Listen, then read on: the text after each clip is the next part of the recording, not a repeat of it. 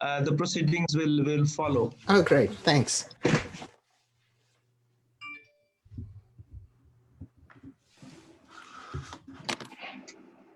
The meeting organizers, could you meet everyone else so the voice won't echo while he's starting?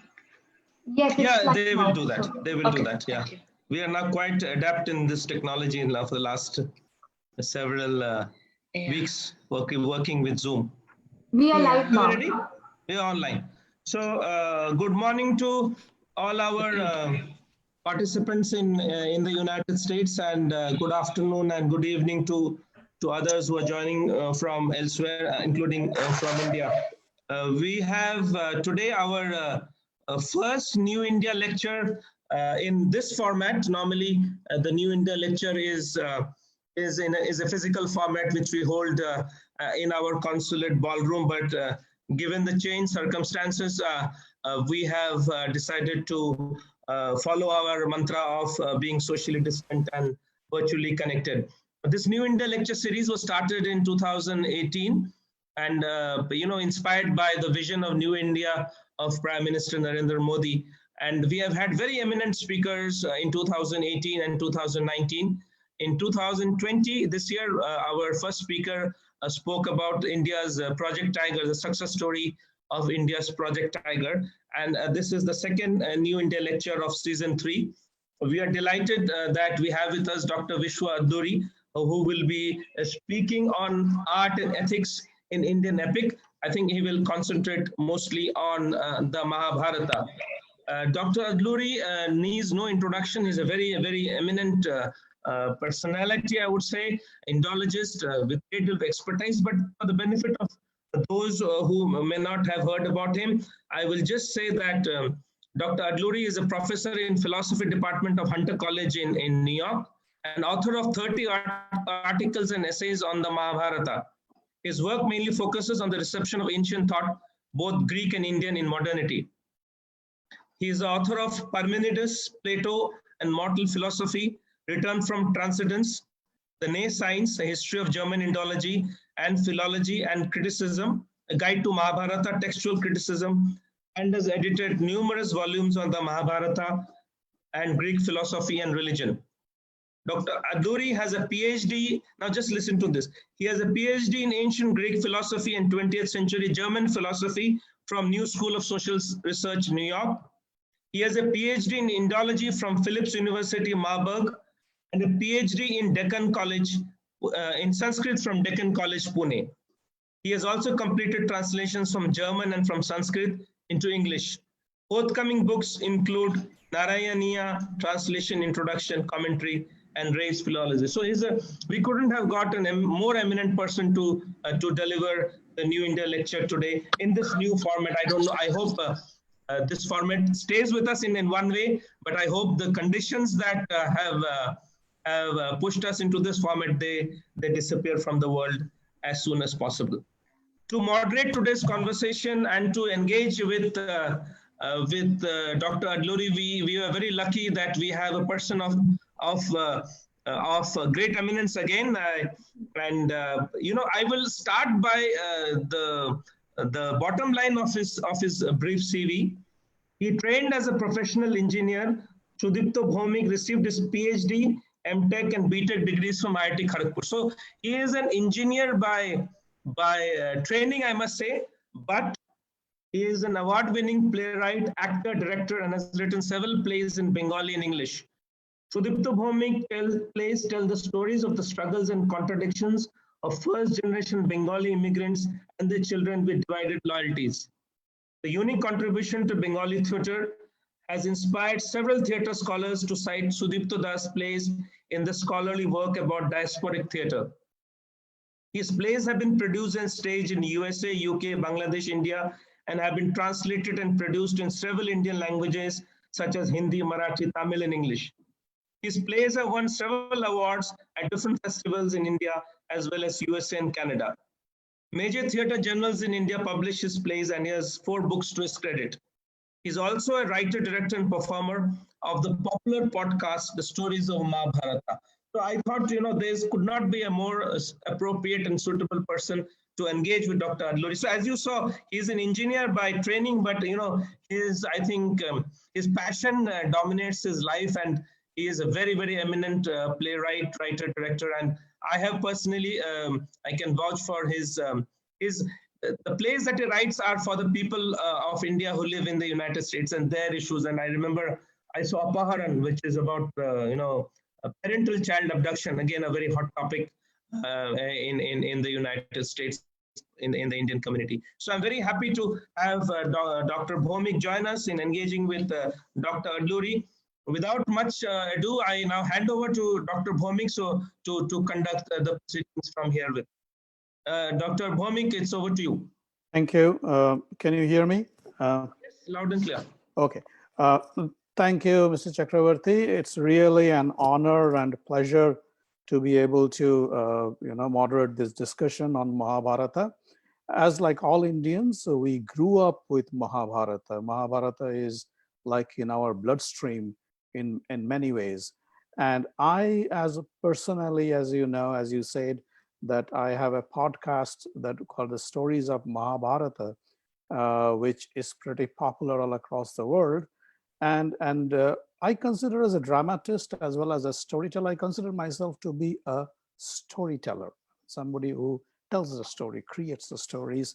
And it's a pleasure to talk to somebody who sits on the other end and analyzes the stories. So let me put it in this way, that let's say currently this great troubling times, we are talking about this, the scourge of COVID-19 virus and all that stuff.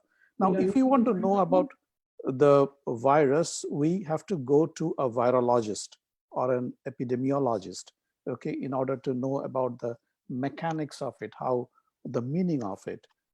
So people like Dr. Adluri, they try to look into a piece of text, a piece of work of art, a literature, and try to analyze it and find meaning out of it using their huge array of tools that has been developed over the years. And as you said, Dr. Adluri is the perfect person, the right person to go to if we want to understand Mahabharata. I mean, we might sometimes take Mahabharata for granted because we grew up with it, which it's, as I said, we lived with it. But if we want to go a little bit deeper into it, try to understand more out of it, we need the help of people like Dr. Adluri. So without further ado, I'd pass over the mic to Dr. Adluri for his talk. The way we are trying to conduct this is Dr. Adluri will do his presentation for about 30 to 40 minutes. And after that, we'll have I'll ask him a couple of questions and then possibly open it up to the floor to everybody out here so that we can ask questions based on his presentation. So Dr. Adluri, we are all yours. Please help us navigate through Mahabharata. Thank you so much, Sudipta ji, for that wonderful introduction. It was very flattering. And thank you so much, Chakravarti ji, Consulate General I'm very honored to be here.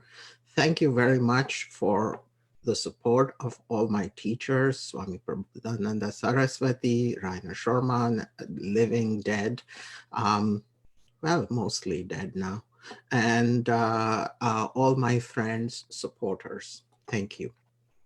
Thank you also for the help I have been getting in teaching Mahabharata at Hindu University of America. It's an online university where I am offering courses on Mahabharata every quarter. So I thank them. I also thank you. This is a modification of a talk I had given at Think Olio, OLIO, and Olio has been supporting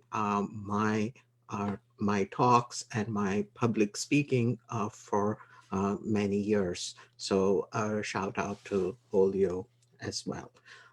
Those who I have not mentioned are too dear to me, so it would be quite unprofessional for me to go on listing you all. The presentation is in the form of a PowerPoint presentation, which I'm going to share and go through that step by step. Please, if you have any questions, we can deal with them later. And if you do not follow some academic point, it is not the end of the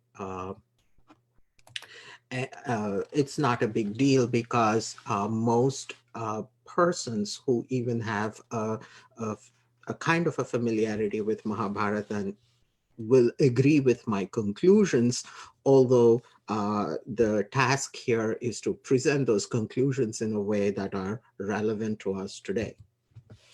The overview of my presentation consists of the following three portions: framing the problem, ethics, and art. Now, I want to say a word about framing the problem. I want to frame the problem as man and his environment, and not gods or salvation. We have enough religions that take care of our afterlife, after we die, whether we go to heaven, whether we go elsewhere, whether we get moksha, all those are there. But what about living here and now in this world and affirming our place here? A small caveat here. When I say man, I mean generic human being. Forgive me, I do not mean it in any kind of a patriarchal way. Ethics, I would understand here as welfare of the world, and that welfare of the world is how Mahabharata presents its environmental issues. The word is Loka Samgraha, and Mahabharata itself is a work of art which allows us to frame a large intellectual conceptual scheme by which we can live on this earth without burdening the earth. In contemporary terms, that would be the least or the lowest or the most minimal carbon footprint would be how we would say it today. Unburdening the earth, the Sanskrit word is bharavatarana. So what are these questions that I want to ask? So my approach here is an anthropology, not as the discipline anthropology, but about the question of man. And that question I want to ask in three ways. What is the nature of reality? What is the nature of the universe? And what is the nature of man?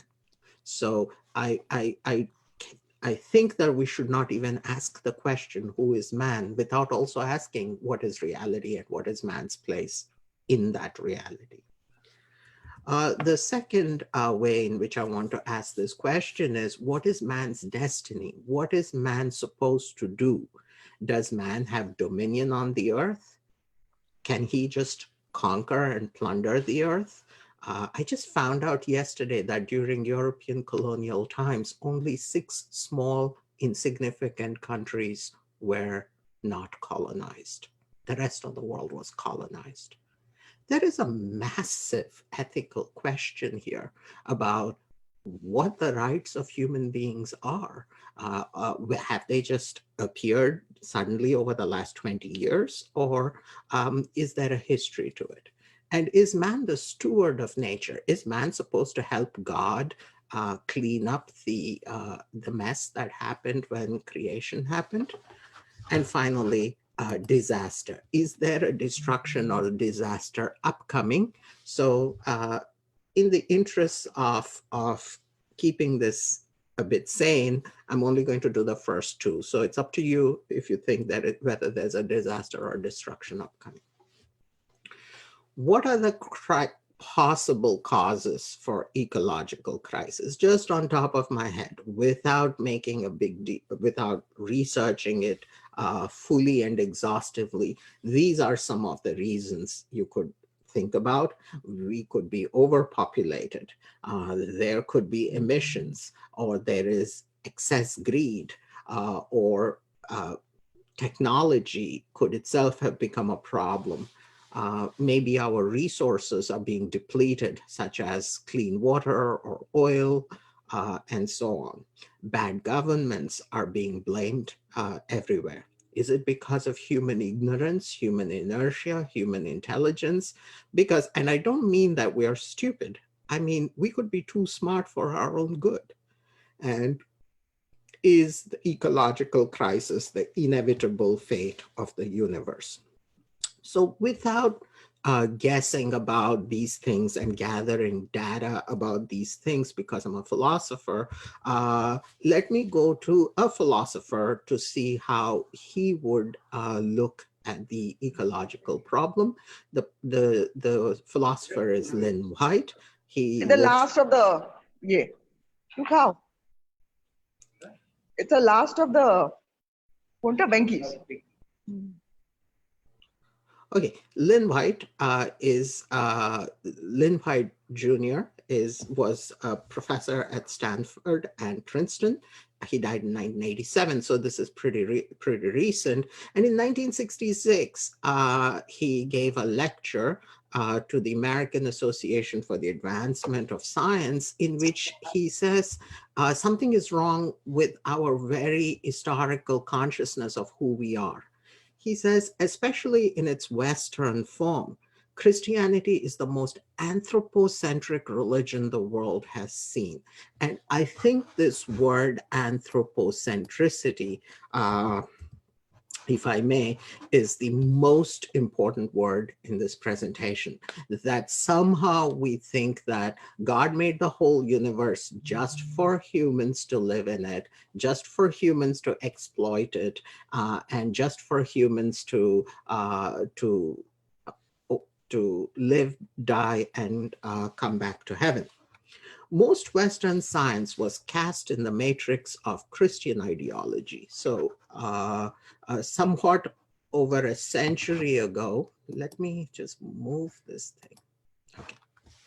Somewhat over a century ago, science and technology, which were hitherto quite separate activities, joined to give mankind powers, which, to judge by the many ecological effects, are out of control. If so, Christianity bears a huge burden of guilt, which means that the Christianity teaches that the whole universe is there for man's pleasure and use. And in fact, in Genesis, we are told, God tells man, you shall have dominion over all the creatures on earth.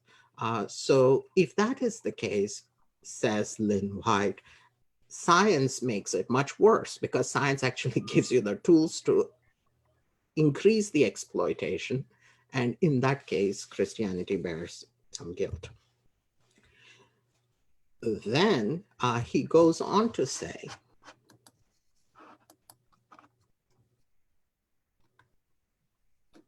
the victory of Christianity over paganism was the greatest psychic revolution in the history of our culture. So he takes a look back at pagan cultures, and he says there was a very different relationship between man and nature in pagan cultures, which we have now learned to mock. For example, somebody becomes vegetarian, we mock them. Somebody says, I'm into environmental issues, we say, oh, you're tree hugging, oh, you're green, whatever, you're green and stuff. So the fact that, and he says, even communists share this thing, because this axiom, because he says that Marxism, like Islam, comes out of Judeo-Christian as a modification or a heresy out of Judaism and Christianity. Now, it should be clear that I'm not taking any sides on any religion. This is not a discussion on religion, whether it's Christian or pagan. It is not a criticism of Christianity or Christian theology.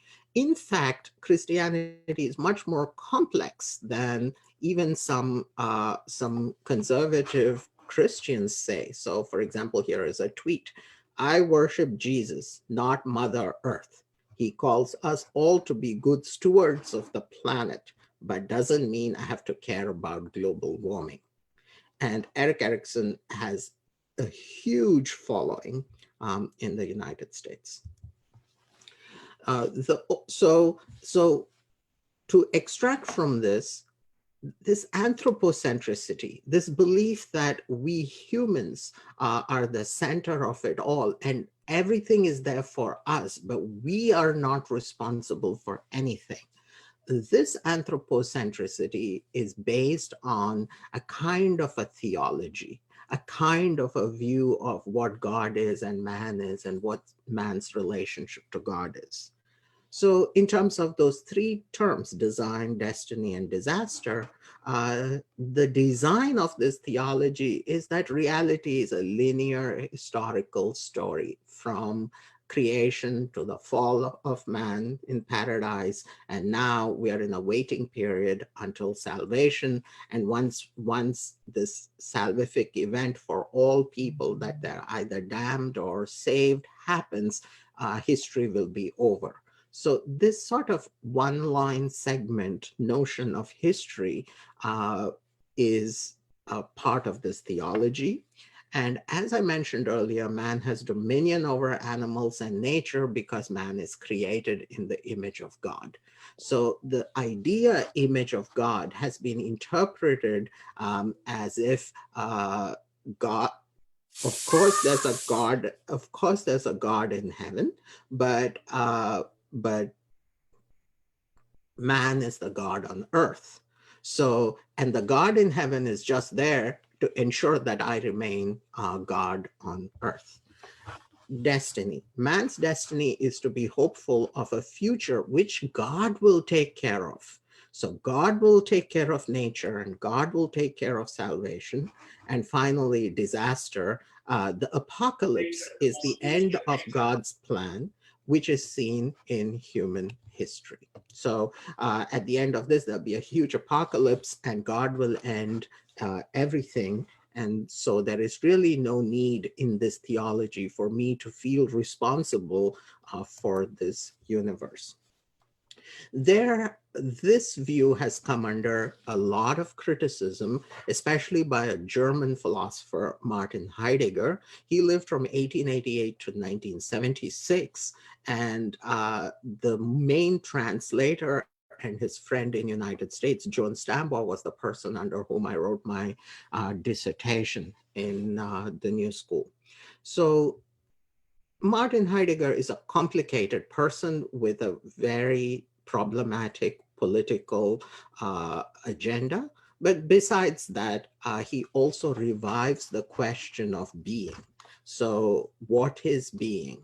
What is the difference between being itself and all these beings that you see?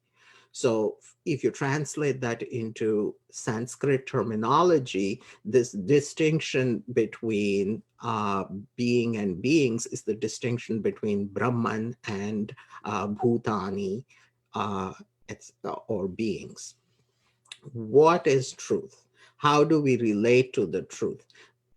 Immanent in his thinking about being, Martin Heidegger identifies technicity as the present state of mankind. We think that technology will give us the place in this universe, the control we need, and satisfy the desires we have. So thanks to technology, we can create any problem because we can also solve that problem. This technicity, which is a kind of attitude we have towards the world around us, actually enframes us. It reveals the world in a certain way. It reveals the world as if it were just there for us to plunder, and we cannot escape it, according to Heidegger. So that old theology you saw continues in modernity. We still believe that, that even though we are no longer explicitly Christian, we all think of ourselves as secular, reality is still linear, it's still historical. Man is rational and therefore unique, whereas nature is mechanical and useful to man only as resources. This is the key. So man is the utilizer, the only utilizer on this planet. All other animals, plants, mountains, rivers, lakes, everything is to be harvested for resources. This is a ghastly view. I mean, if you sit down and think about it, that the whole universe is a field meant for the exploitation of mankind. So destiny, man's destiny is to be hopeful of a future effected through science and technology. So our destiny is to ultimately emerge into a future utopia, a kind of a messianic world where the world will get better because not because God helped us make it better, but because now technology is going to help us make better. So in a way, technology is nothing other than a God who has become man's slave. That is not going to last for long. Disaster. Catastrophe is a part of nature. As its stewards, humans can at most study it, perhaps reduce or postpone the catastrophe. Modern anthropology reveals the anthropocentricity of the old theology. So this anthropocentricity still remains. So even if we've replaced God by technology, it's still the person pulling all the strings, the person for whom everything, all reality is organized for, remains a human being. So modern technology too is a means to an end. We will master it. The will to mastery becomes all the more urgent, the more technology threatens to slip from human control. So I do not know if I'm meant to make a COVID comment, but we kind of see the limits of our technology and human vulnerability revealed to us at this point in a frightening way. So I'm going to skip these slides on technology and end my thing on Heidegger. So I've laid out the problem of anthropocentricity. I have shown how it arises from Judeo-Christian theology. I have shown how anthropocentricity becomes much more powerful with science. And once we have science, we've even thrown old religion under the bus. But this bus we are riding, called technology, has its own problems, where it seems that we will not be able to ultimately control nature. So for the last 15 years, I've been thinking about how to get out of this dark period called modernity, how to get out of this period where ethics play no role, but you only have exploitation. So everybody thinks it's a great thing to be modern, but modernity has vastly devastated climate, vastly changed the face of this earth, has made us not particularly better human beings. And the exploitation continues. So it was during modernity that the whole world was languishing in colonialism and exploitation. And it was only in modernity that we had two great world wars. So the fact that people do not even see modernity as this dark and horrible period itself is a kind of a religious worship of technology. So how do you get from modernity to the ancients? How do you get from this sort of Christian conception of reality to a pagan model? from anthropocentricity to a cosmology where you're not the center of the universe, there is a universe and you are a part of it. From historicity to poetry, and from the will to power to self-mastery, rather than try to control the whole of the universe, how about trying to master yourself? Now, from modernity to the ancients, I found the Sanskrit Mahabharata to be quite useful, because Sanskrit Mahabharata also talks about a period of great crisis and danger, the turning of the Yuga from Dwapara to Kali. And there is an apocalyptic event, the Great War, and humanity is forced in the Mahabharata to rethink all presuppositions, especially the relationship to man and the reality he lives in.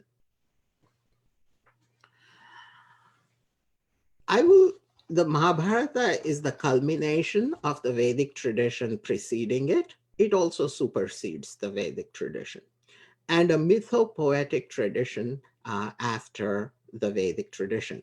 Contemporary Hinduism is explicitly or implicitly based on this tradition. The Bhagavad Gita is a part of the epic. It is one of the central philosophical texts of classical Hinduism. So I am going to take some mythopoetic elements from the Mahabharata as a whole, and I'm also going to analyze a couple of verses from the Bhagavad Gita to give you an idea of how we could make this transition. Again, from a Christian conception of reality to a pagan model, unfortunately, we lost I don't know, I have a friend who's among the audience who could correct me, but almost all pagan religions were wiped out. So Hinduism is the world's third largest surviving religion, but it is, thank God, a pagan religion. So it allows humanity, global humanity, to start thinking about how to learn from other kinds of religions outside this anthropocentric model of religion. Compared with the relationship of Greek polytheism to Christianity, Hinduism presents a continuous and unbroken articulation. So whereas Greek polytheism essentially ended, Christianity completely wiped it out, Hinduism represents a continuous and unbroken articulation of ancient thought. Now, caveat, am I praising Hinduism? Well, it doesn't matter. Hinduism is not a faith-based religion and it does not feature conversion. Therefore, comparisons with Christianity are strictly analytic and not theological. Further caveat, it's not a good idea to bash Christianity either, because Christianity preserves some ancient Greek texts as well as incorporating some ideas from Greek philosophy. So the humble task here is to look at reality, see what is Christian in it, what is scientific in it, what could be pagan in it, and what is advantageous to us. That is all I'm trying to do here. Then, from anthropocentricity to cosmology. According to the Mahabharata, Brahman, absolute being, is the ultimate cause of all reality. The universe emanates from Brahman, called Srishti, periodically returning to it, called Pralaya. Man is just another entity within the universe, albeit responsible for ethical action. So think about it this way. The universe is a kind of a roller coaster ride, and man is the most fragile of all beings, because man is also responsible for ethical action. So in this universe, birds may be free, squirrels may be free. There is a way in which we humans cannot even be free like them. So in contrast to anthropocentricity, the cosmology presented in the Mahabharata is very sobering and places man in his place. From historicity to poetry. So time is cyclical, as you know, in Indian thought. Yugas come, yugas go. No history is ever absolute. No future is ultimately redemptive. This means that the universe repeats itself like a virtual reality game. The player is an individual soul trying to escape its repetitive loop. The repetitive loop of virtual reality here is called samsara. Naturally, we've gone from dumb materialism to poetry here. The Mahabharata is explicitly designed in literature as one such loop. So it is a work of art which takes up the whole universe as its material. From will to power to self-mastery, humans differ from animals in only one way. They can choose ethics over desire. This choice itself reflects knowledge. Because the universe is a sort of a virtual reality, meaning not ultimately real, it's just transactionally real, but not ultimately real. Knowledge alone is the highest goal. Knowledge here means a direct perception of the absolute, eternal, and self-illumined basis of reality. And our desires turn outward and hence occlude our knowledge of being, of true being. So this is the large philosophical framework. In this, can we find something that we can take away and say, here is a clear articulation of what I am supposed to do vis-a-vis the environment? So I'm going to jump into Bhagavad Gita after a sip of water. I am reading a few verses from chapter 3 of the Bhagavad Gita, 3.9, 3.10, 3.11. So after this section, there are just a few nice pictures to see, and then the talk will be over in case you're wondering how long this is going to go on. All right, so in the Gita, we are told this man means human being, becomes bound by actions other than that action meant for God. Without being attached, O son of Kunti, you perform actions for him. So the orientation has completely changed, that do not act according to your desires, act according, in fact, give up the agentship, give up being the agent of action, which is just, why do we act? We act in order to fulfill some desire. So instead of that, act in the name for the sake of God. The important thing here is not what is this God. It could be anybody. It could be an ex. The important thing here is that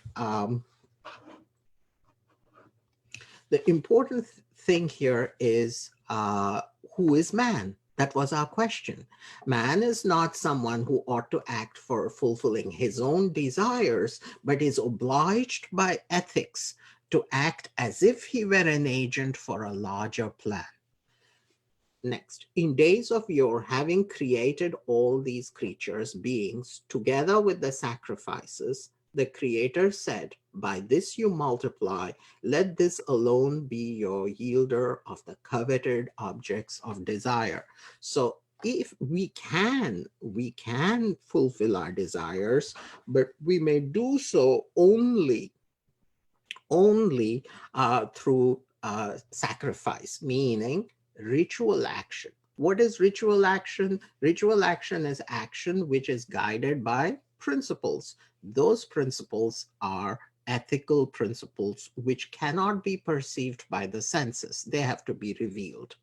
So notice that there is a provision for us to enjoy this earth, but we have to do so through this thing called sacrifice, and Krishna is going to describe what that sacrifice is. So let's continue. That sacrifice is this in the next verse. You nourish the gods with this. Let those gods nourish you. Nourishing one another, you shall obtain the supreme good. meaning I should live in respect to and give for everything I take. I replace or make a contribution to the universe constantly and take a little. I live as if I were a worker in this universe, not the Lord Master, but a feudal servant in this universe. I live for my sustenance by paying for it, by giving and doing for it. You see how how currency has replaced this. So suddenly people take a lot more based on money, and that money allows them to not put back as much as they took. Therefore, this adds to some of the problems here. So being nourished by sacrifices, the gods will indeed give you the coveted enjoyments. The gods here are anything that gives you things here. So they could be the 5 elements, they could be rain, they could be food, they could be animals, they could be plants. Anything at all that gives is a god, and you give back to that. So he says, he certainly is a thief, misspelling. He certainly is a thief who enjoys what have been given by them without offering something in return. So the system of giving back whatever you take is important. Have we planted enough trees for the ones we have cut down? Have we restored the climatic conditions that we have damaged? This is the way. Or are we taking too much? Maybe are we taking more than what we need? And who was telling me yesterday, maybe, that Gandhi had said that, you know, if you take what you need, there is enough for everyone in this earth, on this earth. If you take what you want, there isn't enough for everyone. By becoming partakers of the remainders, by no, this is a mistake here, so please read that word as remainders. By partakers of the remainders of sacrifice, they become freed from all sins. But the unholy persons who are selfish, i.e. they cook for themselves, meaning they just take care of their own business. They are like these horrible creatures that live on this planet, somehow make money, and, like, you know, they use their money to control other people around them, and then they hoard themselves, and then they die. Those people are called those who cook for themselves, and they incur sin. Papa is the word. So now we are presented with the whole universe as a system, a cycle, and that cycle is ethical. It runs by giving and taking. So that cycle is being described here. From food are born the creatures. Anad bhavanti bhutani. And the origin of food is from rainfall. Rainfall meaning food comes from the natural cycles. You see how the large cosmos is related to the food cycle here. From rain originates sacrifice. Sacrifice has action in its origin. So by integrating the word sacrifice, meaning this give and take, into the larger food cycle and into the larger cosmic cycle, we are shown our place in this system and what we need to do. Know that action has the Veda as its origin and the meaning revelation. Once you read the word revelation, what revelation can there be? Ethics. Ethics is the revelation. Dharma is the revelation. The Vedas has the immutable Brahman as its source. Hence, the all-pervading Veda is forever based on sacrifice. This ethical system runs on an understanding of this mutual give and take. O Partha, he lives in vain, means one's life is just in vain, who does not follow here the wheel thus set in motion. This wheel of mutual cooperation, this ethical wheel, this system of my life and the cosmos and the universe that is going on. In this system, if I do not follow my place by taking what I need and giving what I can, whose life then such a person lives in vain. His life is sinful and he indulges in the senses, therefore remaining unattached. Unattached meaning don't be anthropocentric. So giving up your anthropocentricity, perform your duty without attachment, a person attains the highest through that. And that is the teaching of Karma Yoga. And Karma, no theologian of the Bhagavad Gita would say Karma Yoga is just incidental or so. Karma Yoga is how one ought to live. And so for that, that very Karma Yoga is the basis by which we can wean ourselves off this anthropocentricity. For Janaka, he was a king, and others strove to attain liberation through action itself. So you must act, you must work, you must play a role in taking care of this system. You ought to perform your duties, keeping in view the welfare of the world, Loka Samgraha. Just the word duties should alert you to the question of anthropocentricity, right? Those who are ethical talk about duties. Those who are anthropocentric talk about rights. So just the language of duties versus language of rights shows you where a person is operating, whether he's operating in the world of dharma or whether he's operating in the world of anthropocentricity. The word for welfare of the world is Loka Samgraha. Beautiful word. Whatever a superior person does now, not only should you act without anthropocentricity here, number one, you should also act for keeping this cycle going and making contributions so that there is welfare in this world. You are also enjoined to do your best, because whatever a superior person does, another person does that very thing. So whatever that meritorious person upholds as a standard, as an authority, an ordinary person also follows that. So this is another way that not just be a servant and do your work as Karma Yoga, also be a good team player and do work for Loka Samgraha, and finally do your best so that you can be a leader. Your actions will become a paradigm for others to follow. This is just as there. It's a nice little thing. Trees produce fruit for the good of others. The trees do not eat the fruit they produce.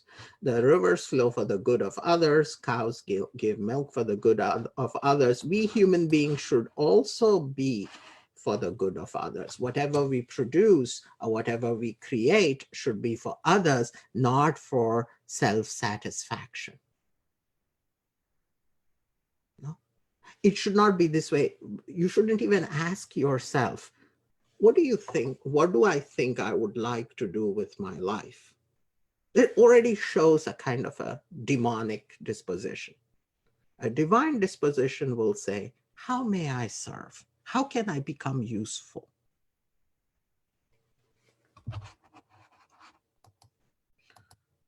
Now, finally, for some art. Hopefully this works. Can you see?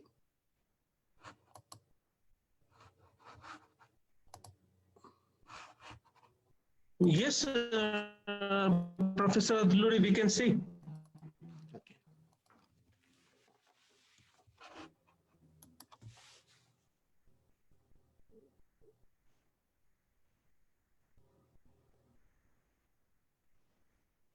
Yes, we can see.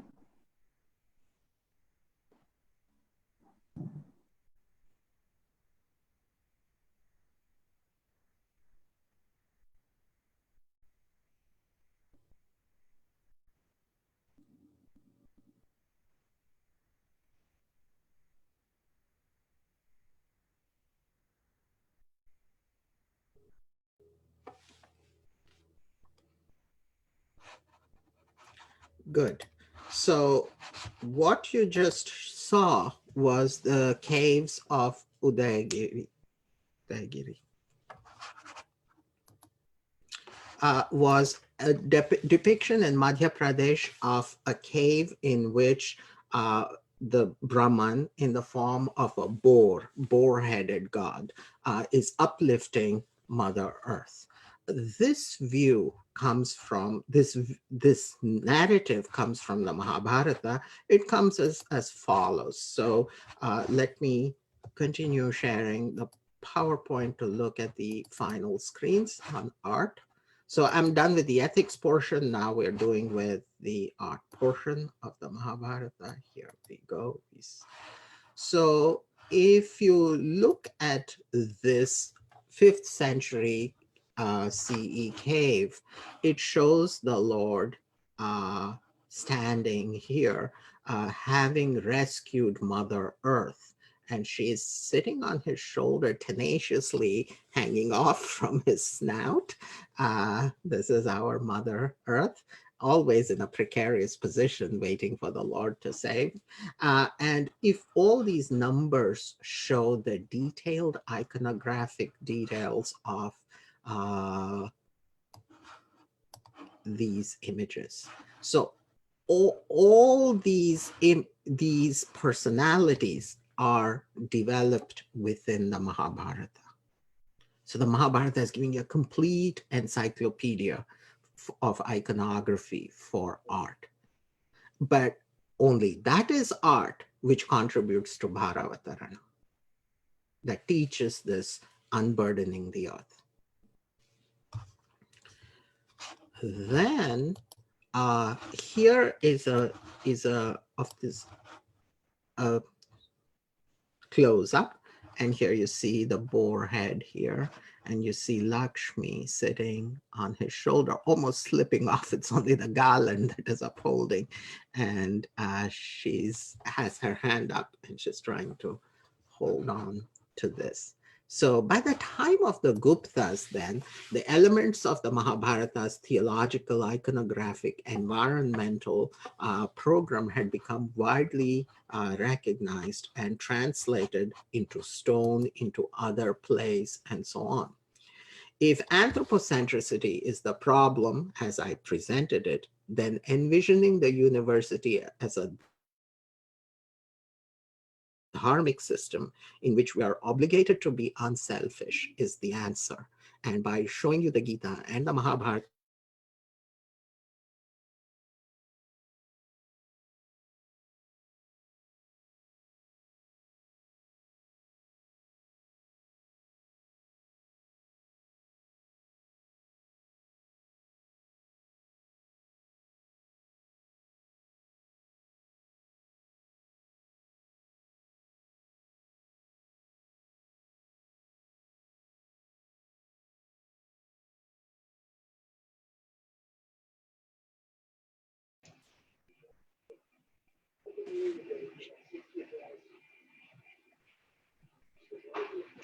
Sir, I think Professor Adluri got disconnected. Yeah, we just wait for him to reconnect. There he's back. He's back. Just unmute his sound.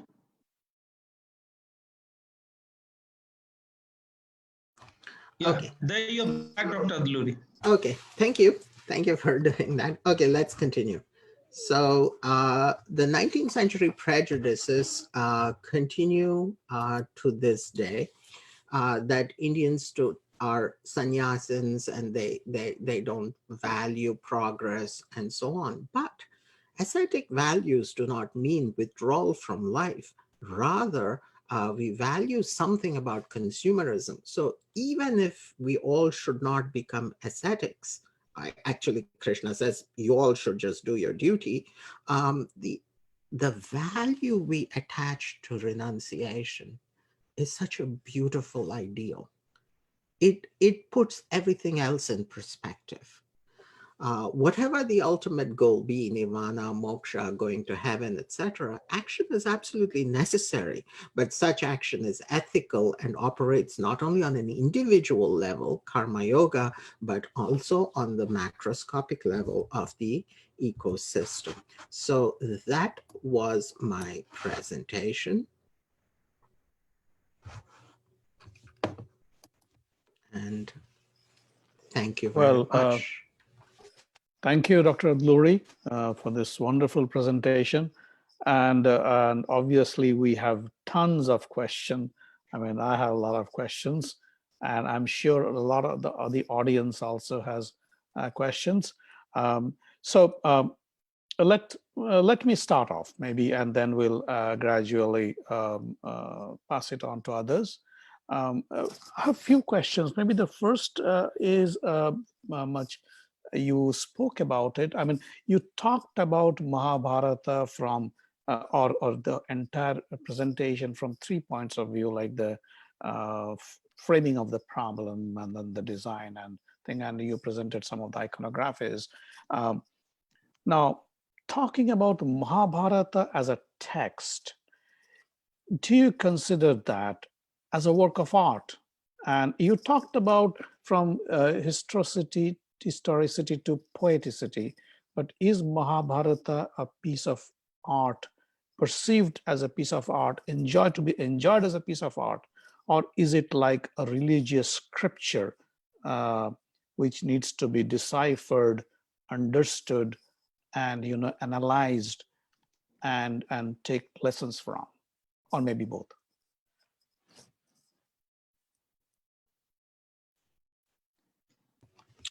Thank you, Sudipta ji. That was an excellent, excellent question.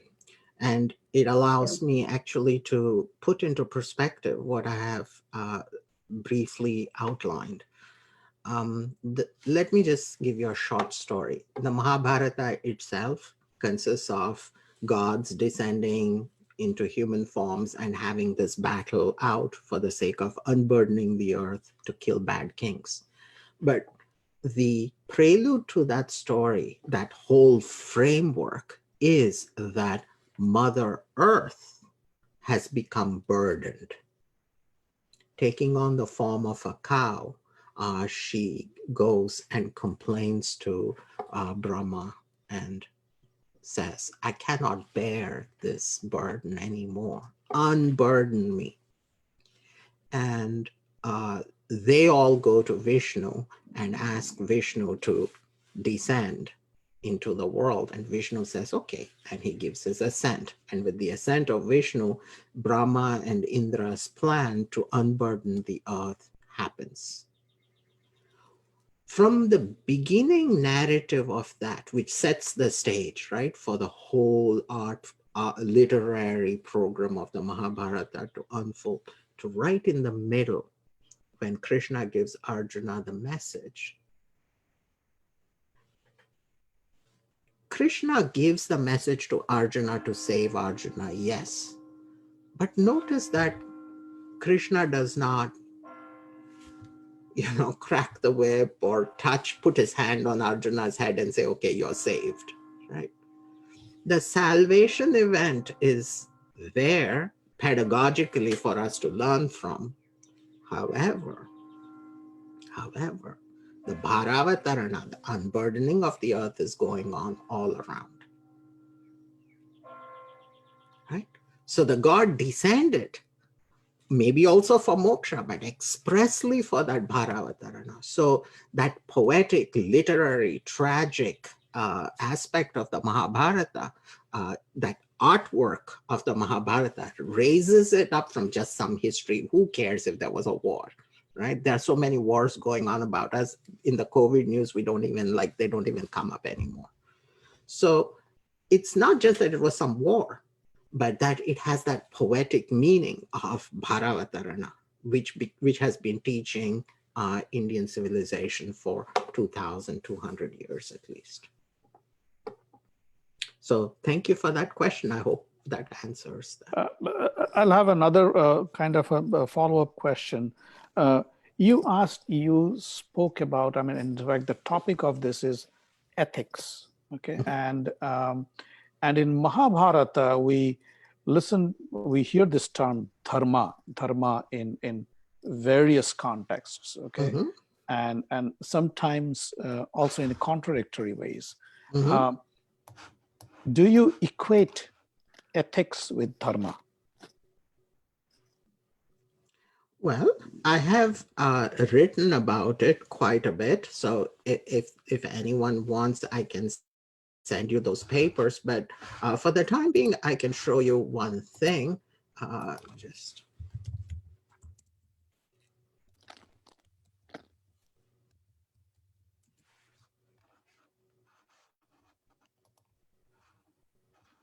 Okay, it'll take up too much time for me to find, but let me just tell you this. Dharma is a complex system in Hinduism. It's not just ethics in an individual way. It is macroscopic, it is microscopic. Microscopically, I have to follow my swadharma, I have to do ethical things. I should do actions that are salutary and recommended actions. I have to avoid prohibited actions, yamas, niyamas, and so on. On a meso level, in the middle, there is dharma which pertains to my family, kula dharma, to gender, stri dharma, kshatriya dharma, and so on. So there are all these varnashrama dharmas as well.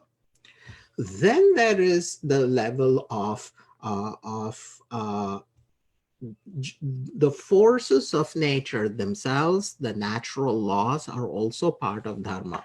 So it is the dharma of the sun to shine, it's the dharma of the cow to give milk, it's the dharma of the warrior to fight, so to speak. That's his dharma. Notice that by that definition, the whole universe is following its dharma. The sun is not going to rise in the west tomorrow. In terms of human individuals, we have a twofold choice. We can turn away from that dharma to wanton desires. That is called adharma. So you can just fall away from dharma altogether. But what is so great about Hinduism is that it's not the cheap melodrama of dharma versus adharma. Arjuna's question is, there are two dharmas. There is the dharma to my gurus, whom I may not kill, right? And there is the dharma that I have to fight. That's a conflict.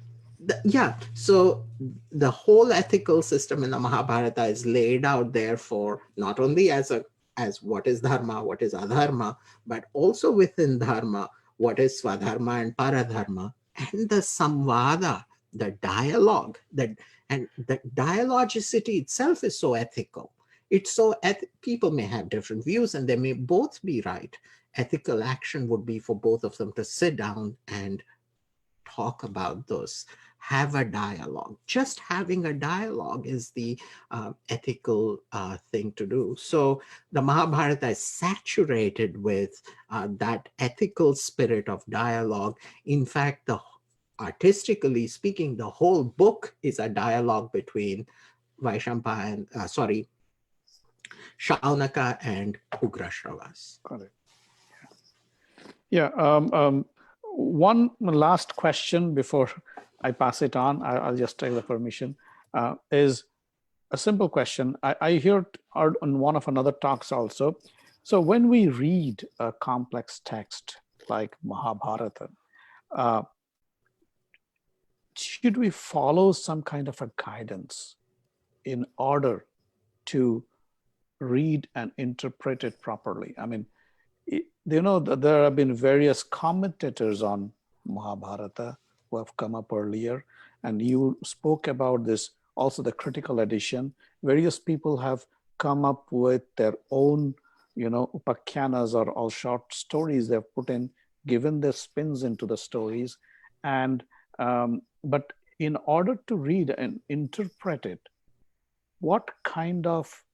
how should a reader of the Mahabharata approach the text? Maybe that's a question. And that's my final question, after which I'll open it up to others. Let me introduce Dr. Bagchi. He's the author. He lives in Berlin, but he's the greatest Heidegger scholar that I know of. Plus, he's worked on Mahabharata with me, and Dr. Bagchi has produced quite a lot of work. He and I have been pondering this question for about 15 years now, and the best way, I think, to read Mahabharata is to put aside the question, is it history, is it myth? And enter it as if it were great literature. Okay. Yeah. And when you enter it as great literature, all sorts of bizarre questions turn up. For example, Vyasa is supposed to be the author, and he's sleeping with Ambika and Ambalika to produce characters. Yes. Now, why can't he just write the characters? Why is he putting DNA together with narrative logic? No? So these questions sort of start working in your mind, and the text opens up more and more beautifully. We should not fetishize any single thing. But between me, and the fence post, there's the greatest contribution to Mahabharata scholarship was done by a Bengali man called Kisar Mohan Ganguly, who has translated the Vulgate. It's available as PDF. I mean, he did not even want his name mentioned. It came out by accident. Now, talk about doing karma yoga for it was it's an amazing work. Krishna Mohan Ganguly, yeah. Yeah, Kisar Mohan. Kisar Mohan, yeah. Kisar Mohan. Okay. So read any book, read it thoughtfully, and make sure that the book is guiding you and not you hammering or picking it up apart by your own cleverness. I think an attitude that is called Shraddha. So an attitude of Shraddha would be a good way to begin any reading. The critical edition gives us great confidence that the Mahabharata was always an integrated text. There have been interpolations, but the critical edition shows that those interpolations do not change the design, the message, the presentation of the tradition. Thank you. And with that, I'd like to open up the floor. I think Mr. Chakravarti has a question. He has raised. Yes, thank you, Dr. Bhowmik. Thank you, Dr. Adluri. I have a question, but before that, I would like to invite Bhakti Rasamitra Swamiji. He's joined from England, and he was an engineer. He was a banker, I believe. He worked in Standard Chartered Bank, and then he renounced the world and has become a Swamiji. So Dr. Adluri spoke about renunciation. So maybe Swamiji could tell us something about how he feels after having renounced the world and now becoming a monk. And if you could share very briefly your experiences, I think that will be very illuminating. Are you there, Swamiji? Yes. Thank you very much, Mr. Chakravarti. Can you all hear me? Yes, we can hear you. Please go ahead. Namaskar to everybody.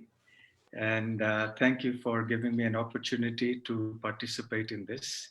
And Dr. Adluri, you made some very nice points as well. Thank you.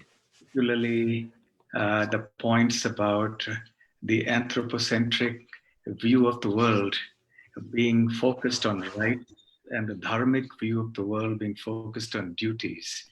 The concept of rights and duties has been something quite close to my heart, which I talk about with people often. That today we have a predominance of rights consciousness, and we would rather have an adequate quantity of duties consciousness, which is lacking. So that was a very nice point you made. But coming to Mr. Chakraborty's question about renunciation, well, the irony of renunciation is that it doesn't exist in real ontological terms, because you can only renounce something that belongs to you, you know? So say I could not come into your house and then say I renounce this car, I renounce this refrigerator, I renounce, you know, all the furniture here. The idea is quite funny, because where is the question of renouncing something that belongs to somebody else other than me? So the fundamental principle here is the principle of ownership, and that I own nothing, you know, and therefore the only thing we can really renounce is the false sense of ownership of things. And there's a verse in the Ishopanishad which nicely encapsulates this point. Isha vasyamidam sarvam yat kincham jagatyam jagat tena tyaktena punjitha magridha kasya svittanam, which means that the entire creation belongs to the Supreme Lord, and it must be used only for Him. It doesn't belong to us, but we can utilize. I'm not going step by step explaining word for word, but just the general meaning. But we have, each of us, a quota that is given to us for use, and we have our right to enjoy that particular quota. And what exactly is that quota? That quota is what we would call prarabdha. Prarabdha means destiny or fate or bhagya, you know. So therefore, the concept of renunciation really is that this doesn't belong to me.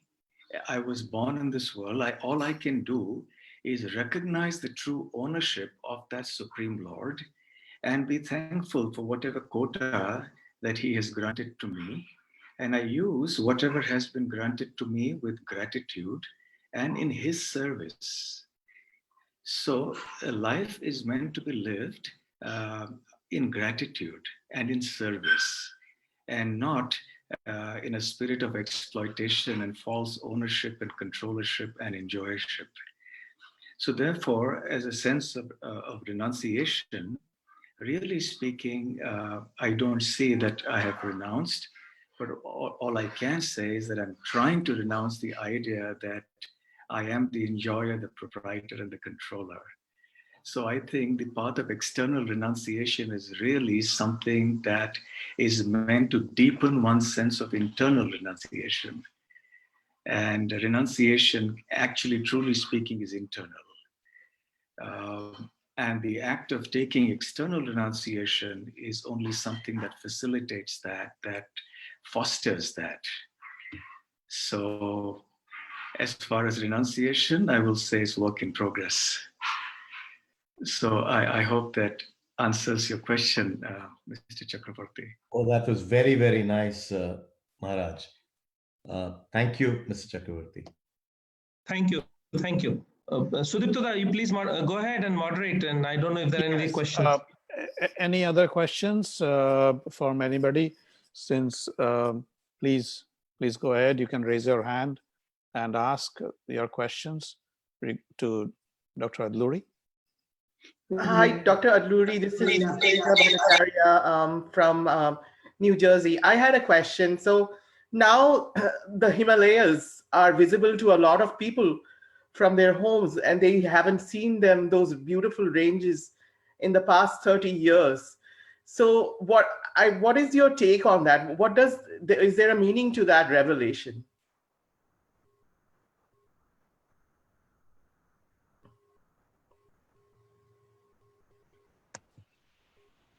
I'm sorry, you cut out for me, so it could be a problem. Could you please repeat the question just summarily? Yes, sure. So this is I'm from New Jersey. My name is Sucharita, and recently it came out in the news that in India the Himalayas are visible again to a lot of people who have not been able to see them from their homes for a while. So, what is your take on that kind of revelation? Is there a meaning to this kind of natural event? So you mean that because of the COVID shutdown, the environment has cleared up and that we can see that? Well, I would like to give a chance to my student and colleague, Dr. Bagchi. He has more of a Rajaniti mind. So let me let me ask him to answer it. If you may, please, Raja, go ahead. Oh, am I live now? Yes. Okay, so thank you. I wasn't expecting that question, but I did read the same, maybe not the exact same newspaper article, but in The Guardian, they had images of places around the world. India Gate was one of them, what it looked like before, and then you drag the toolbar, whatever, the slider, and it showed you what it looks like now. India Gate, Connaught Place was there, and they said, from Jalandhar, people can see the Dholadhar range, and I think that's what you're asking about, which for 30 years, it hasn't happened. I think it's a wonderful opportunity because within living memory for many people, maybe your grandparents said that, oh, we used to be able to see this, but this generation probably has not experienced it. So this has offered an opportunity for many places, or maybe all of humanity, to sit and sort of rethink that we want this sort of breakneck runaway carriage ride, where every year it was simply more and more and more. Indices of pollution were going up, but also industrial production was going up, wealth was going up, and there was simply no opportunity to pause and reflect and say, what are the long-term consequences? What is being lost as a consequence? So it's not a revelation in the technical, philosophical sense, in a theological sense, but it is certainly a second chance. And it's an opportunity to sort of pause and reflect. And I want to mention that sometimes it is made out as though industrialization was an inevitable fate of humanity, that there's this kind of teleological notion. Teleology means this idea that there is a definite telos or end, and everything happens for the sake of that end and is dominated by that end. So history is sort of necessarily moving towards a certain end. Industrialization was by no means God-given or predetermined. It took specific steps. And in fact, at the inception of the modern Indian Republic, we had some very strong advocates against industrialization. Gandhiji, for example, famously said, the evils of colonization, they're not just being felt by Indians, they're also being felt by the mill workers in Lancaster and so on. And that industrialization in all its forms is actually asuric. It's asuric for the planet, it's asuric for labor, and it only profits those who hold capital. So that was an avenue that was not taken for various geopolitical considerations. But for a large swath of the world, back as far back or as recently, whichever way you want to look at it, as 1940 or 1930, industrialization was not the sort of sole alternative. And if they had looked within their own traditions and what their own normative texts, for example, say, they might have come up with different answers. Does that answer the question? Yes, thank you so much. I think we have Dr. Bhattacharya. Okay. Please be brief in your question. We are running out of time. Before we take up that question, I had time while Joy was answering the question to show you how dharma is layered in the Mahabharata. So if this is dharma, there are two kinds: Nivritti dharma, or the dharma of non-action, renunciation, liberation. Pravritti dharma, which applies here in this world, it has two functions: dharana function and palana function. Dharana is Mother Earth, so you have to take care of that function. But microscopically, you follow Swadharma. in your community, there are various issues such as Raja Dharma, Apadharma, Varnashrama Dharma, Kula Dharma, Jati Dharma, Stri Dharma. So all these will determine how you behave. On a macroscopic level, this supreme man as Nara and that great being as Narayana take care of Bharavatarana. So this is how Dharma is laid out in a very clear way. It's throughout the Bhagavad Gita. So when Arjuna has a samvada, it is somewhere between Kula Dharma and Varnashrama Dharma. So he's stuck here. Krishna lifts him up to Swadharma and makes him participate in the Bharavatarana function. Okay, thank you. That was what I wanted to show you. I could take the question now.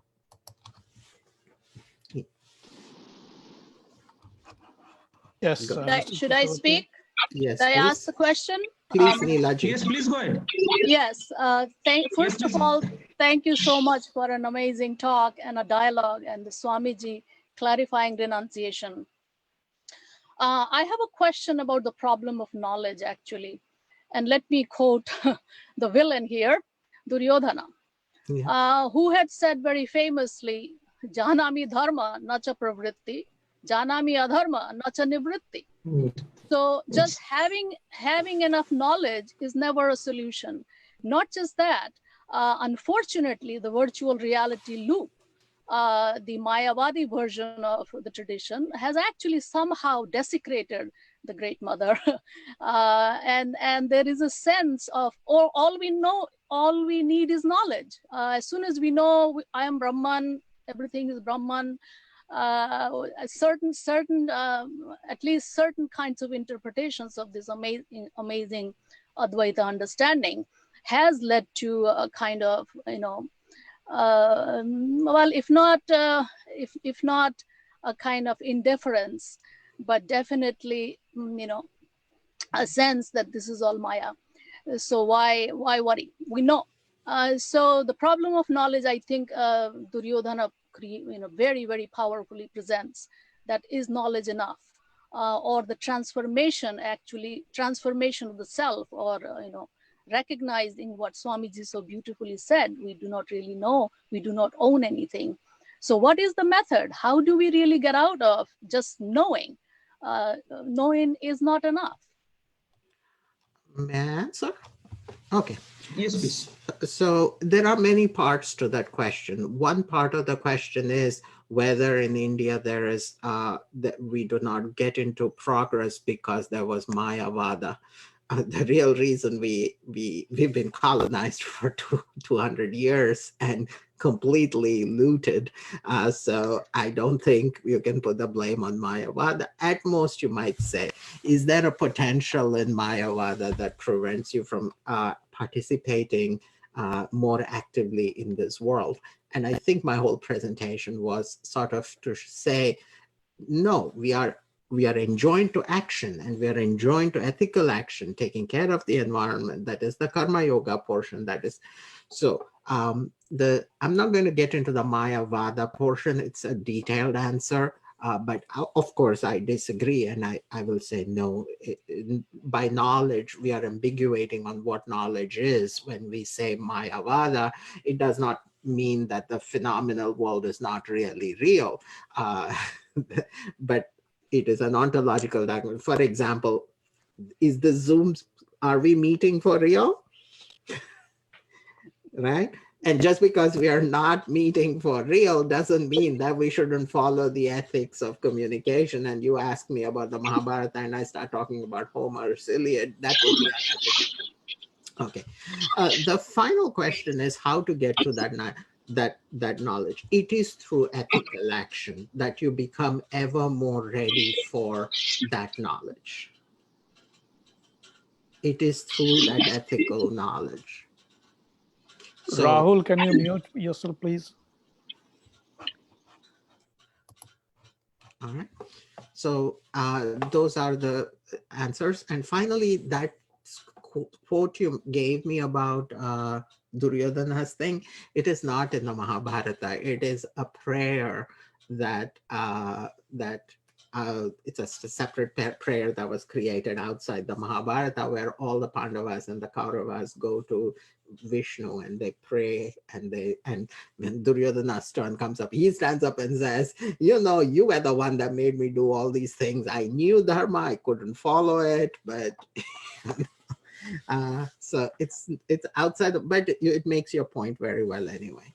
Next question, or do we have time? Thank you very much. Yes, Tilottamaji. Tilottama. Thank you. Thank you for taking the questions. I must preface this by saying my knowledge is minimal, and my interest is stemmed from something very pedestrian many moons ago called a serial on TV. So I wanted to say this because I claim no knowledge at all of this very complex subject. Recently, I came across a theory which has become very, very popular among laypersons like me, that Mahabharata is a collection of mythology, of folklore, which was really brought together right after wise people in society saw the decline of the obligations that a person has towards family, towards the kingdom, a socioeconomic obligation with the advent of Buddhism spreading so widely. Society thought, or the learned people thought, this is a time to present a cohesive text in the name of religion, in the name of dharma to the people, so that we can counter this sudden interest to counter Buddhism or the spread of Buddhism. I found the theory interesting. I know that dharma is, as you so well explained, is far more layered and complex than that. We all know that. But what is your take on this theory about this text being something that Hinduism thought it's time to present to society to negate the effects of Buddhism? Yeah, this is an idea that actually comes out again through the idea that there are competing religions and that there is somebody has to be right, which will only happen in the case of Judaism, Christianity, and Islam, because the very fact that Christianity says that the prophets of whatever the prophets of the Old Testament predicted, that has been fulfilled in Christ. You see, now they're struggling with two interpretations of the same text, right? So the analysis of religion's conflict becomes much worse when you have proselytizing religions of conversion. But Hinduism and Buddhism, I do not think existed in that relationship. Okay. People were openly arguing, openly debating. Hinduism itself changes, gives many answers. You look at Bhagavad, that's the ethics of Mahabharata, that it's a global text with plural voices and no voice is suppressed. Even Duryodhana can come out and say, as Neelaji pointed out, he can say what he wants to say. Everybody gets to make their case. So I don't think that analysis is appropriate of religious conflict. But given that there is a lot of ideas that are in the Mahabharata that are also in Buddhism, which shows us, I think, a deeper answer is that religions are supposed to be about ideas. They're not supposed to be about identities. So when we start studying religions as if they were identities and rights of groups and so on, we're not really studying religion for ideas. And I think a religion which focuses on identities rather than ideas is a religion that has outlived its purpose amongst human beings. Thank you. That's my view. Thank you. What have we learned about sustainable environment? Well, as I said, that we have to take only what we can, and Mahabharata also has a special word, not just pravritti and nivritti, but unchavritti, and unchavritti is the mode of living as if we were gleaners or birds. That birds pick whatever is out there and they subsist on it, leaving as small a carbon footprint as possible.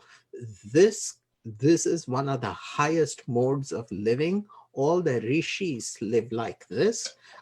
They take whatever fruits or things are available, and they're focused on sustaining the environment in two ways. One, by not adding the carbon footprint to it, and two, by upholding the dharma that is the backbone of any health for Mother Earth. Unchavritti is described throughout the Mahabharata. There are two places where I could tell you they are in the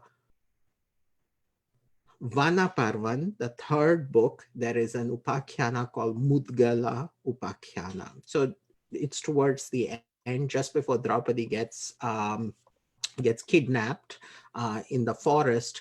There is a book there's a small story called Mudgala Upakhyana. There Unchavritti is praised.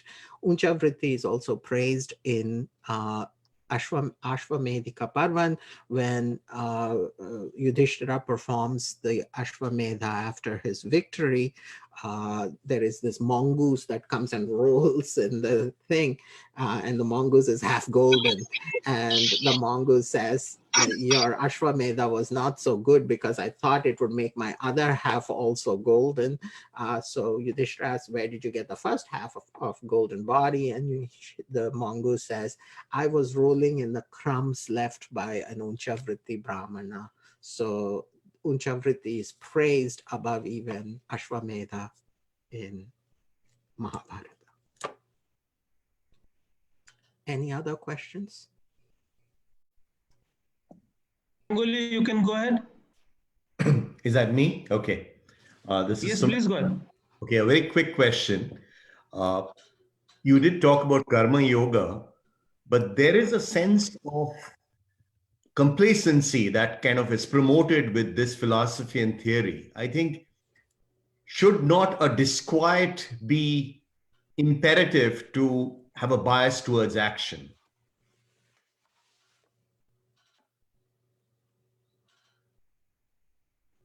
No, I see this. This is the charge of Hinduism being pacifist and disquiet, and just passive and so on. This is not the case. I mean, there has to be action. There has to be vigorous action. And karma yoga means I come out, I do my duty, I prepare my lectures, I do my talks, I do my teaching, I do my reading.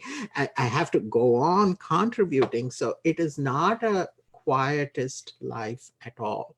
No, I get that, Professor. That's why I use the word disquiet or curiosity, where it's not just dharma. There ought to be a sense of feeling of non-comfort or discomfort, which propels a lot of things that we are able to unravel today. Correct. And that is depicted on a grand scale in the Mahabharata as the struggle between Devas and Asuras, because the Kauravas are Asuras and Pandavas are Devas. But also on a minor level, there's a whole chapter in Bhagavad Gita about Daivi and Asuri Sampat. So even within me, there is this conflict, tamasic tendency to just, eat Doritos and Netflix. But again, I suddenly get up and I say, nah, so that disquiet is in the form of that strife between the Daivi and Asuri Sampat. The strife itself is your nature. It's not your ultimate nature, but in samsara, that struggle is always there. Yeah, we have actually overshot our time. We will just take one last question. Rahul ji, please ask your question very, very briefly, because we are well past our time. I One think last I question gave- from Rahulji. No, actually, I gave Rahul my email address and I answered his question on the privately. You answered him? Yeah, privately on the chat. So we are all set. Thank you so much, Sandeep Chakrabarti ji. I appreciate this. If you all like, I can do another one for you if you want, another talk on yes, another I think, aspect of Mahabharata. I think it is my duty to thank all of you for joining us from all over the world, and then Dr. Bhowmik for moderating this this conversation, for sharing your ideas and views, and of course Dr. Adluri for this wonderful presentation. And I am the last person not to take offer, and I will take your offer, and we will do another discussion with you on some other aspect of the Mahabharata, because I think lots of questions remain in our mind, and we will go back to our study of the Mahabharata and return, and maybe we could have a conversation between Dr. Bakchi and Dr. Adluri then, because the points that Dr. Bakchi made about the non-inevitability of industrialization, I think it makes a lot of sense in today's world when we are really, this epidemic has given us a chance to really look at the things that way the world has to move. Thank all of you. Thank you, Dr. Adluri, Dr. Bhowmik, also for joining us all the way from London, from England. And thanks for your comments and your views on renunciation. I think these are very well appreciated by many participants. One more thing. Commenting. So thank you very much. And one last thing, if I may. I would like to thank Sudipta ji for moderating so well, and for the wonderful question he asked, which allowed me to talk about Mother Earth and Bharatarana. And also he sent me a copy of his play called Shikhandin yesterday, and I could not put it down. I finished reading it fully, so I recommend it to all of you. Dear friends, thank you for coming. Thank you very much. Thank you for all of you coming to my home. Thank you. Thanks. This lecture will be available on our Facebook page. As soon as this is over, it will be shared. So those who want to return to the lecture or want to post comments or ask Dr. Adluri questions, please go ahead and do it on our Facebook page, which is India in New York. Thank you very much. Take care. Thank you very much. Thank you. Thank you. Thank you. Bye-bye. Bye. Thank you.